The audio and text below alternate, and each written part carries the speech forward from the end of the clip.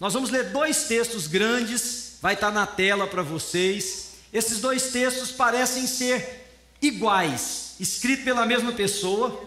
O apóstolo Paulo escreve um para a igreja em Roma e o outro para a igreja que estava em Corinto, mas os 2 textos falam do que é a espinha dorsal do nosso encontro aqui. Aliás, muito mais do que do nosso encontro, do que é ser cristão.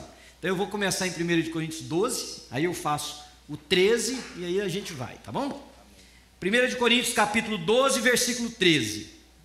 Pois todos nós fomos batizados em um Espírito, formando um corpo, quer judeus, quer gregos, quer servos, quer livres, e todos temos bebido de um Espírito.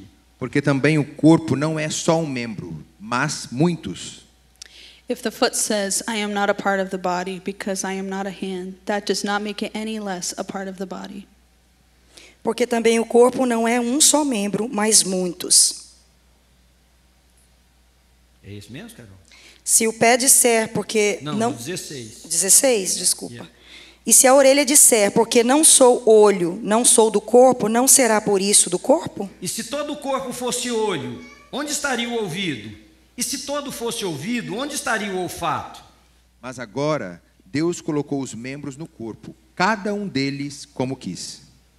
How strange a body would be if it only had one part. Agora, pois, há muitos membros, mas um corpo. E o olho não pode dizer à mão, não tenho necessidade de ti, e nem ainda a cabeça aos pés, não tenho necessidade de vós. Antes, os membros do corpo que parecem ser os mais fracos são necessários. And the parts we regard as less honorable are those we clothe with the greatest care. So we carefully protect those parts that should not be seen. Desculpa. Porque em que nós são mais honestos, não tem necessidade disto.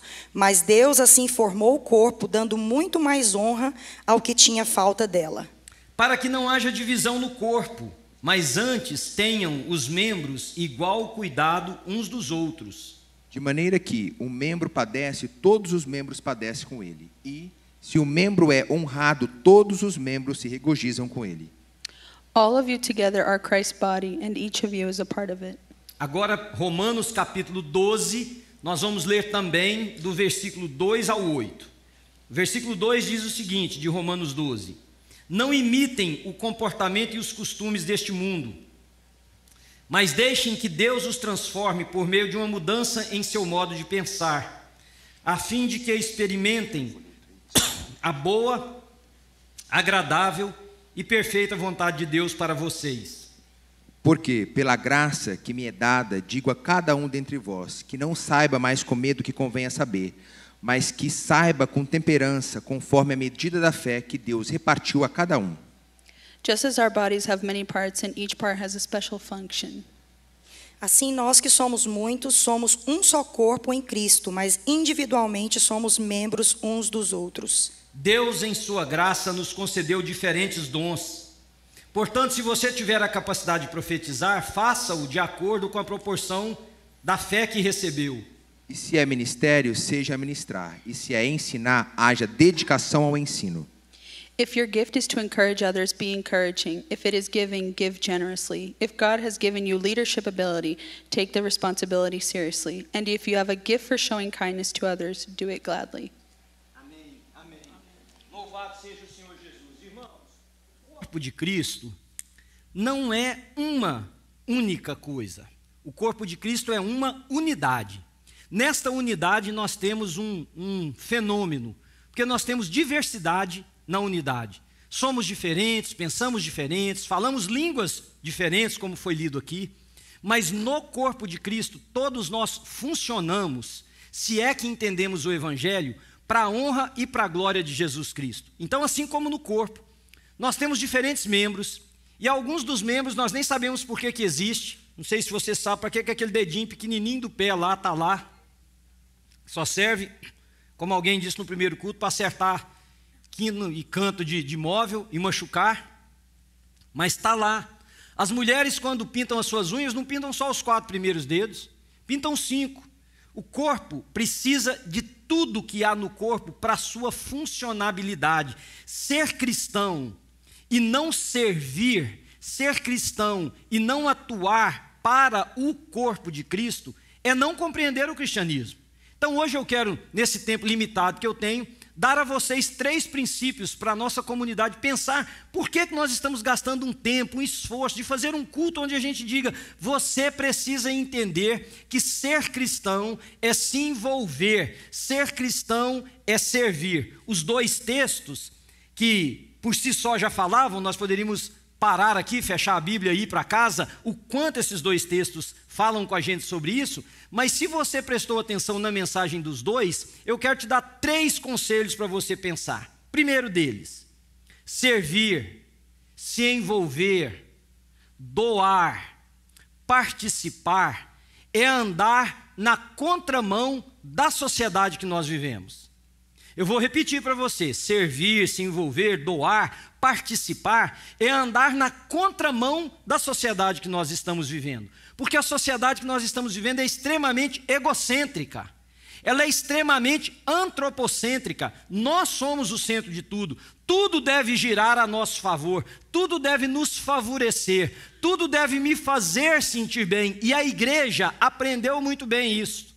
A igreja aprendeu que nós precisamos ter uma boa iluminação, uma boa condição térmica, seja no frio e no calor, um bom som, uma boa equipe de louvor, porque é tudo para mim, é tudo voltado para mim. Então, quando um cristão diz: eu vou servir, eu vou doar, eu vou participar, eu vou me entregar, ele está indo na contramão da história.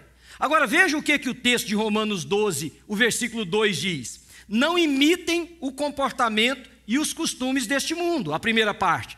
Todas as vezes que nós lemos esse texto, inclusive eu já preguei na perspectiva que eu vou vos apresentar agora, é de que o que Paulo está dizendo, a gente relaciona com o pecado, com o modus operandi, com aquilo que influencia as pessoas, com a forma com que as pessoas pautam as suas vidas. Mas veja, uma das regras básicas, primárias, elementares de interpretação de texto bíblico é que o próprio texto se explica. Quando um pregador pega um texto e ele foge de toda a ideia original do texto, ele não está sendo fiel ao que as Escrituras estão dizendo. Então, para a gente entender o que Paulo está dizendo no capítulo 12, versículo 2, não imitem o comportamento desse mundo, nós precisamos ler como lemos o restante. E do que ele está falando? De serviço cristão. Ele está falando de ajuda. Ele está falando de servir uns aos outros. Ele está falando do corpo. Então, quando Paulo diz: não imitem o comportamento desse mundo, ele está dizendo que eu e você, se é que somos cristãos, esse comportamento egocêntrico, esse comportamento de que tudo tem que me beneficiar, esse comportamento de que tudo tem que girar a meu favor, ele deve ser abandonado pelos filhos de Deus. Porque enquanto essa sociedade diz que o que importa é o meu bem-estar, o que Paulo está nos ensinando que importa é o bem-estar comunitário. Quando essa sociedade fala que é sozinho que se vence, Paulo está falando que é de cooperativismo. Quando essa sociedade diz o seguinte: tem que ser todo mundo fazendo o que eu quero, da minha maneira, Paulo diz: é a multiplicidade nossa que dá visibilidade à presença de Deus em um ambiente. Então, irmãos, quando você decide servir, doar, se entregar, fazer parte, servir de alguma maneira, você está indo contrário a todo o pensamento desse mundo. E Paulo diz assim: caso, e eu vou parafrasear o texto, caso vocês deixem a mente de vocês ser mudada e vocês não imitem o comportamento desse mundo, vocês vão experimentar qual seja a boa, perfeita e agradar a vontade de Deus para a vida de vocês. E aqui dá para a gente pensar um pouquinho. Quantas vezes para a gente servir, a gente precisa abandonar o que gostamos? Nós precisamos de cuidar de pessoas que não gostam da gente. Nós precisamos nos entregar para quem nunca vai agradecer. Nós precisamos sujar a nossa roupa, nós precisamos perder o nosso tempo. Mas Paulo está dizendo que é quando fazemos isso que nós temos a possibilidade de experimentar o que Deus tem preparado para nós. Que não é necessariamente mais bênção, que não é necessariamente mais dinheiro, mais reconhecimento, mas é o prazer de saber que estamos imitando o que fez o nosso Senhor Jesus Cristo. Então, quando você se levanta e diz: eu vou doar, eu vou servir, eu vou me envolver, você está sendo mais parecido com Jesus. Você diz amém para mim? Bom, segundo conselho que eu quero te dar: compreender o seu papel e o serviço cristão é obedecer a Deus. Engraçado, o texto de 1 de Coríntios capítulo 12, versículo 27, diz assim, olha, vocês são o corpo de Cristo e sendo parte do corpo, vocês são membros em particular. Eu acho interessante é que as pessoas ensinam para outra que nós devemos abandonar algumas práticas pecaminosas, porque nós obedecemos a Cristo. Nós ensinamos uns para os outros que nós temos que fazer algumas coisas que não fazíamos, porque temos Jesus. Obediência. Mas eu não vejo as pessoas ensinarem para as outras que não servir é desobediência a Cristo. Não servir é desobediência a Cristo, porque os textos dizem que nós devemos servir, que nós devemos nos envolver, que nós devemos nos entregar. E sabe de uma coisa? Quando eu era menino, jovenzinho, quando eu me converti e me ensinaram a Bíblia, eu aprendi naquela época que a gente peca olhando, a gente peca pensando, a gente peca fazendo, mas tem uma quarta maneira da gente pecar, quem se lembra? Quem se lembra? Fala mais alto. Omitindo. Aquele que sabe que deve fazer o bem e não faz, nisto está pecando. Ou seja, omissão é pecado. Omitir, não dar sua contribuição, seja por qual razão for, eu não estou falando de dinheiro, viu, gente? Dar sua contribuição é a sua participação. Se entregar é desobedecer a Cristo. O cristianismo não deveria ser como um jogo de futebol, onde um número de pessoas estão no centro e toda a plateia, a arquibancada, está repleta de gente assistindo. O cristianismo deveria ser todos nós no campo, sem ninguém lá na arquibancada assistindo. Porque servir é obedecer a Cristo. Servir é obedecer. Quem não serve está em desobediência. Vira para alguém que está do seu lado aí e diz assim, você está obedecendo a Deus? Agora, pergunta séria, não vai na brincadeira não. Você está obedecendo? Porque não servir é desobediência. Veja, tudo na palavra de Deus, queridos, me dê atenção um minuto, que hoje eu quero provocar bastante vocês. Tudo na palavra de Deus tem a finalidade de nos desafiar. Na primeira epístola de Pedro, no capítulo 2, versículo 9, obrigado, querida, obrigado. A Bíblia diz assim, e nós gostamos demais desse versículo, que nós somos povo eleito, quem sabe? Raça santa, sacerdócio real, povo de propriedade exclusiva de Deus. Aí vieram os poetas, né? Nós somos a menina dos olhos de Deus, nós somos a coisa mais preciosa de Deus. Ok, lê o restante do texto.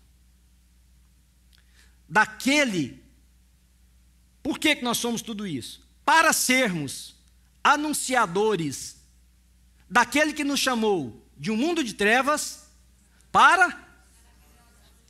é servir. Como é que a gente leva luz onde está as trevas? Quando a gente se torna essa luz. Como é que nós levamos paz onde há guerra?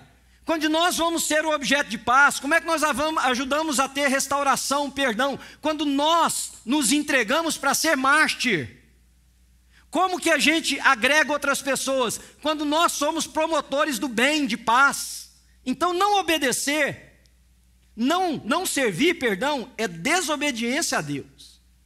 Mas tem mais uma outra proposta que eu queria deixar com vocês nessa manhã.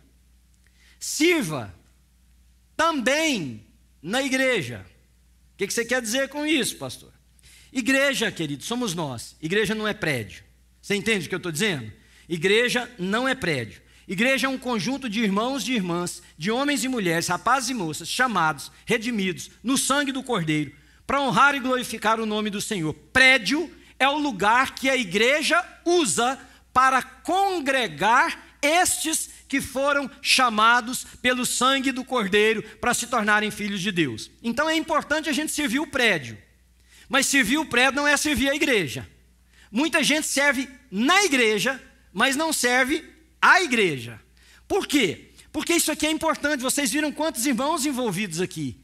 Se vocês olharem para trás, vocês vão ver pessoas na iluminação, vocês vão ver pessoas no som, na transmissão, na gravação, nos cortes, vocês vão ver câmeras. Se vocês descerem, vocês vão ver uma dezena de pessoas trabalhando com crianças. Hoje eu e a Ana fomos na cozinha no início do culto, cheio de irmãos e irmãs mexendo com gordura, com massa. Para quê? Para que vocês e nós tenhamos o lanche, gente servindo na recepção, servindo do lado de fora.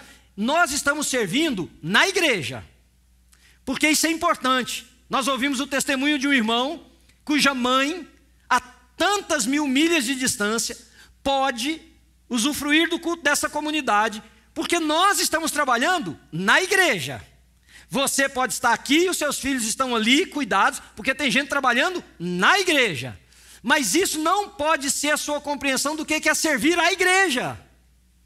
Porque a igreja transcende o prédio. A igreja não é o prédio. Aqui é o lugar que nós juntamos para aprender, para celebrar, para ter festa como estivemos hoje, para que a gente sirva a igreja de Jesus. Então, eu quero estressar muito essa parte. Sirva também na igreja. Porque é a gente que serve na igreja, mas nunca serve a igreja. Eu vou explicar. Servir a igreja é você cuidar de alguém. Servir a igreja é você sentar com uma mocinha que não sabe bem o que fazer na vida, e você, mulher, dizer: olha, eu já vivi mais que você um pouco, deixa eu ser uma orientadora para você, deixa eu ser uma mentora. É sentar com um rapaz e um homem poder dizer para ele: filho, eu já vivi o que você está vivendo, eu sei que caminho isso aí vai dar, deixa eu te ajudar.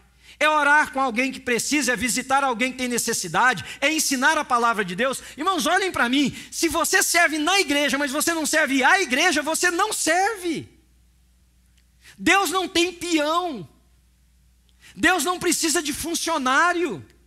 Nós fazemos o que fazemos aqui porque nós queremos que outros tenham a oportunidade de ouvir sobre Jesus, para que então os irmãos que servem na igreja sirvam à igreja de Jesus, cuidando, levando comida para quem tem fome, indo no hospital fazer uma visita para quem está enfermo, ou em casa, encontrando com alguém que não tem uma direção clara de Deus, e você ser um profeta de Jesus, não que vai lá impostar a voz e falar que está descobrindo o futuro dos outros, não, você vai lá como um profeta de Jesus, que leva a palavra de Deus a uma pessoa que precisa de direção.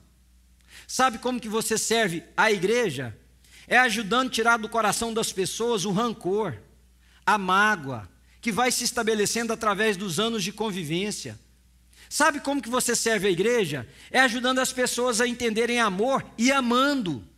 Porque o amor cobre multidão de pecados. Porque o amor é o vínculo da perfeição. Porque nós fomos chamados para amar.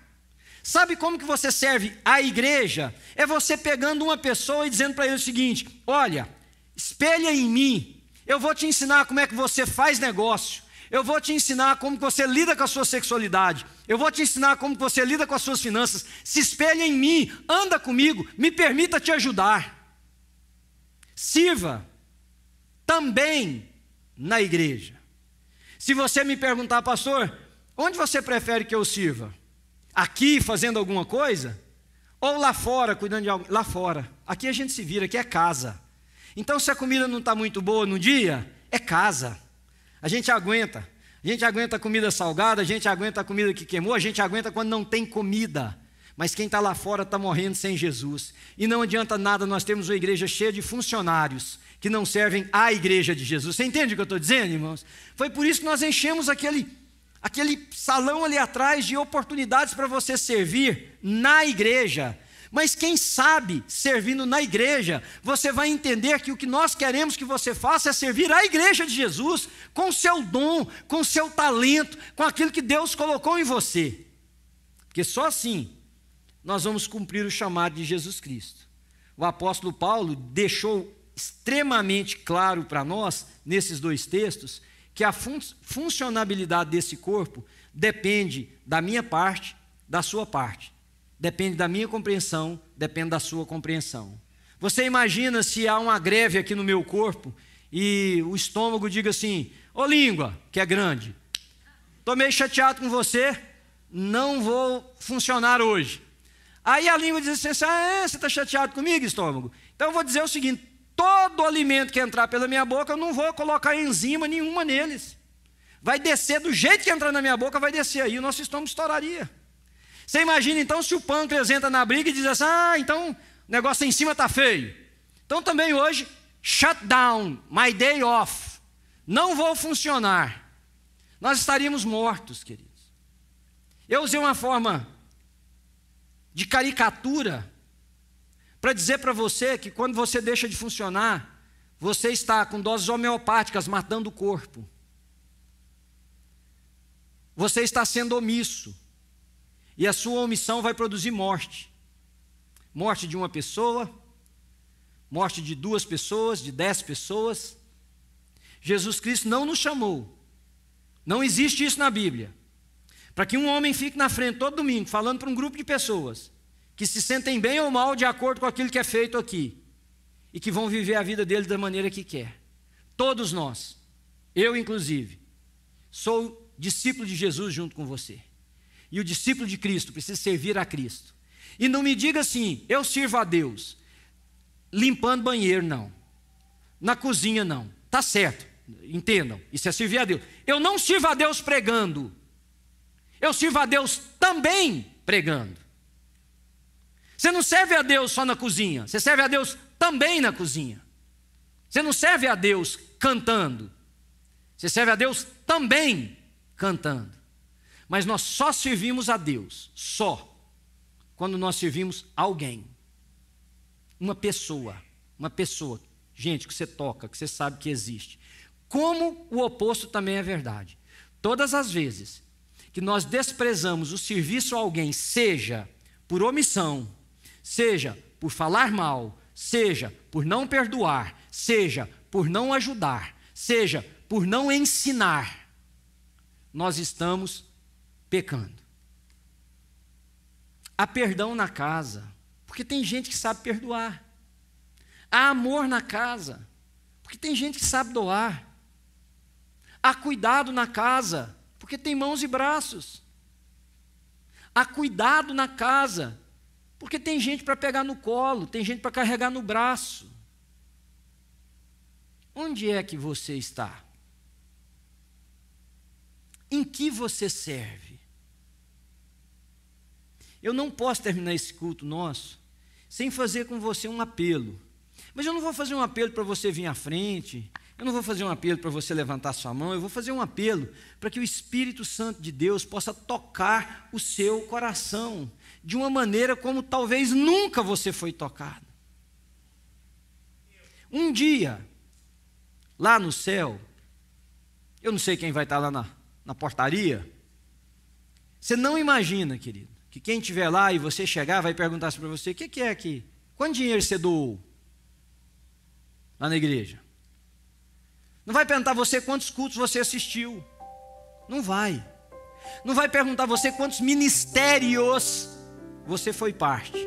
Mas eu tenho certeza absoluta que tem uma coisa que eu vou ouvir e você vai ouvir.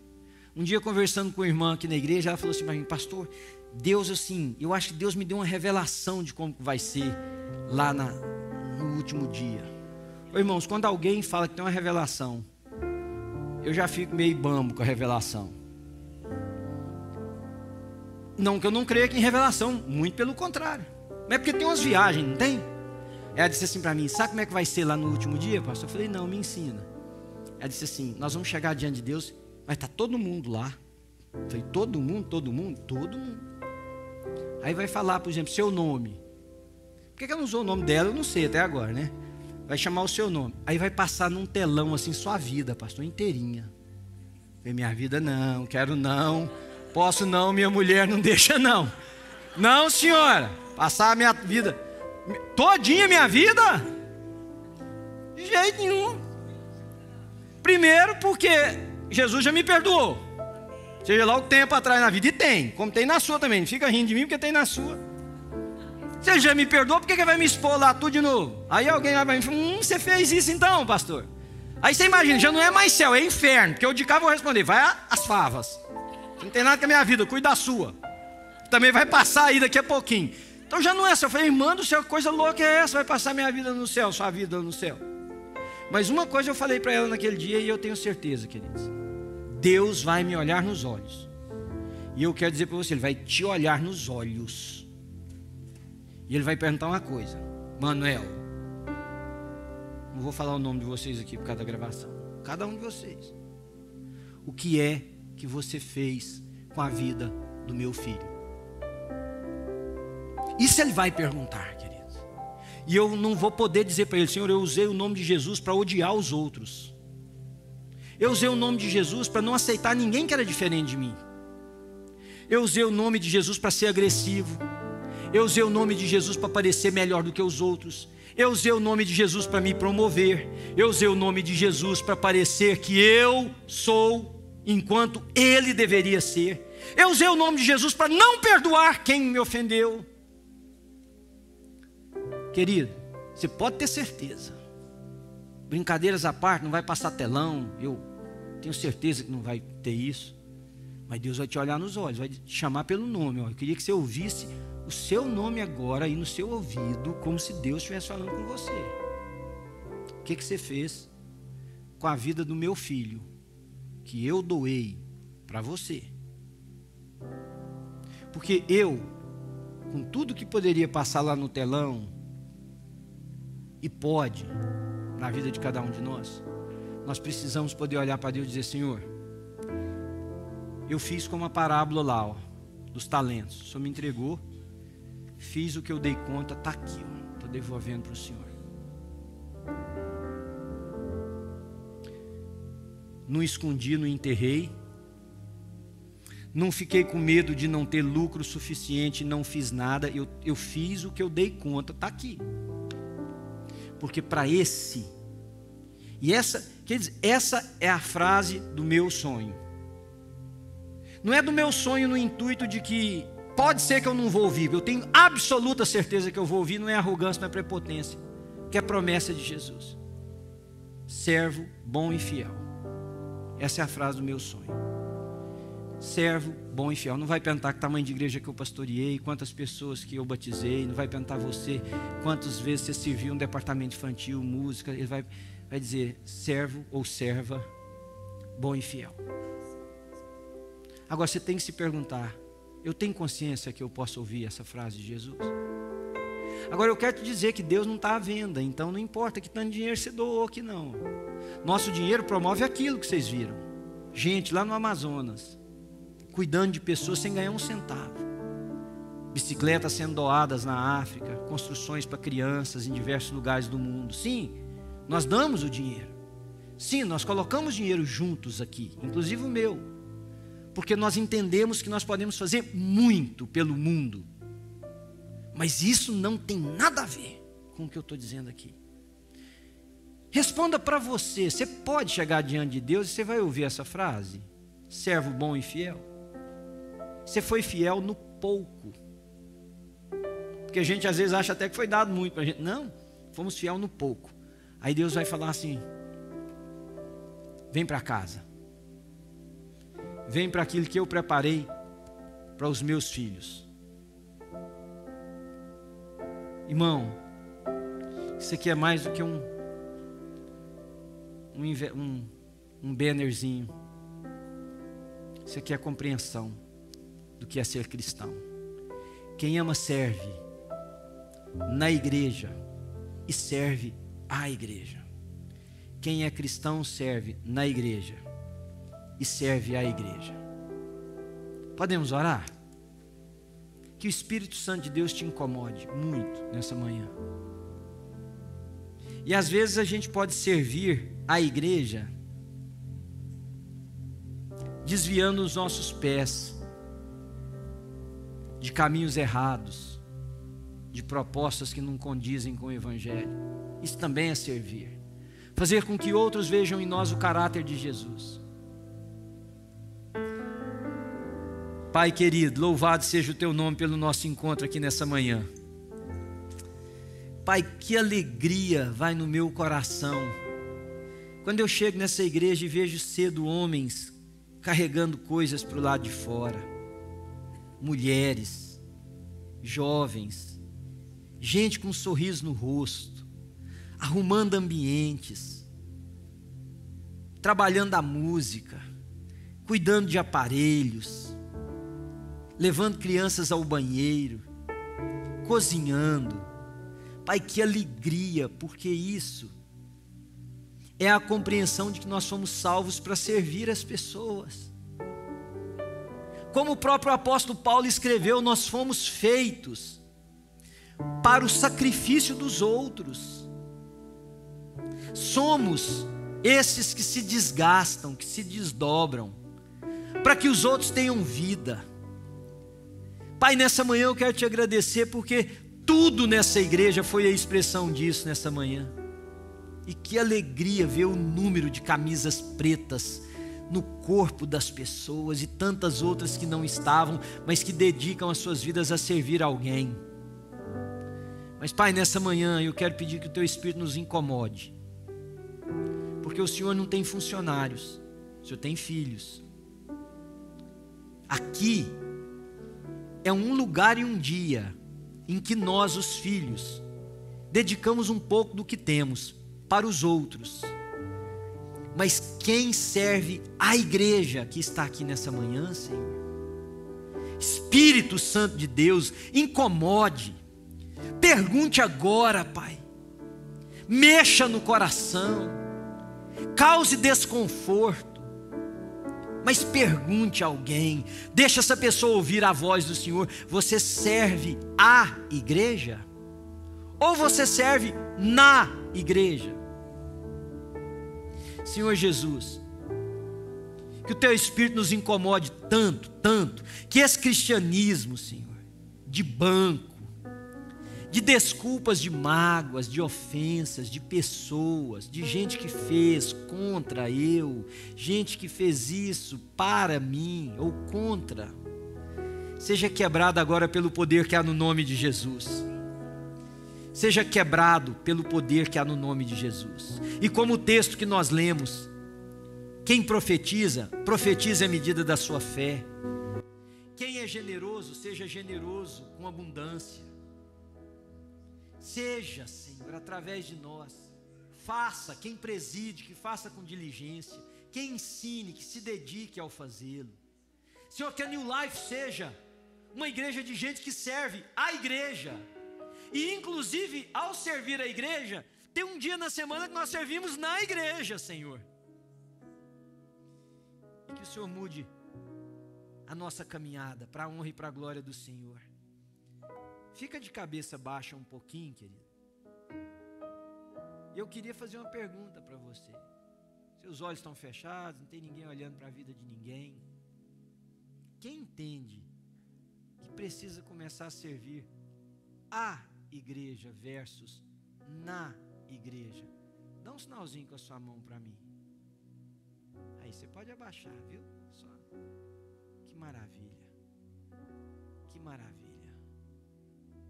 Então, com você que levantou a mão, eu quero te pedir uma coisa. Se você puder aí, põe a mão no seu coração e diz: Senhor, obrigado, porque o Senhor hoje mudou a minha maneira de perceber a igreja e o meu serviço à igreja. Senhor, ajuda-me a ser um instrumento nas Tuas mãos, a ser um instrumento nas Tuas mãos, um instrumento onde eu possa saber amar, cuidar, ajudar, servir, agregar, contribuir, colaborar, participar, porque foi para isso que o Senhor me chamou. No nome de Jesus, amém.